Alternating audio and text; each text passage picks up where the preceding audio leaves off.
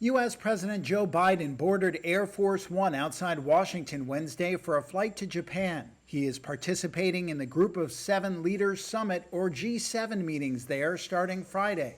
A French official told Reuters he would call this the Geopolitical 7, as the focus is expected to be on two countries not invited, China and Russia. When it comes to China, members are grappling with how to warn against what they see as its threat to global supply chains and economic security, without alienating a key trading partner. President Biden had planned to address some of these issues on a visit to other countries in the hemisphere as well. This included a meeting in Australia with the Quad, an informal group of 4 countries that promotes an open Indo-Pacific, which Beijing sees as an attempt to push back against its growing influence in the region. That meeting is now taking place in Japan. Biden was asked about this before his departure. Yeah, I know that it was important to you to focus on Asia in this trip, but this is having to be put aside.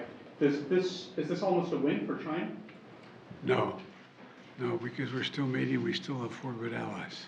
The U.S. relationship with China highlighted a congressional hearing Tuesday, with several cabinet secretaries, including Secretary of State Antony Blinken, weighing in on its importance and its challenges. What we believe would be the right course is to now see more senior level engagement in a sustained way across our administration and theirs, precisely so that we can make sure that at the very least we're talking to each other, that we are making very clear what we stand for, what our intent is, what we're looking for, as well as, where possible, finding areas of cooperation. Though differences on China among G7 members were put in sharp focus after French President Emmanuel Macron visited Beijing last month and called for the European Union to reduce its dependence on the United States. On Russia, the leaders are expected to tighten sanctions. The focus is on energy and exports aiding Moscow's war against Ukraine. Officials with direct knowledge of the talks have told Reuters. While there are differences in strategy on how to end the conflict,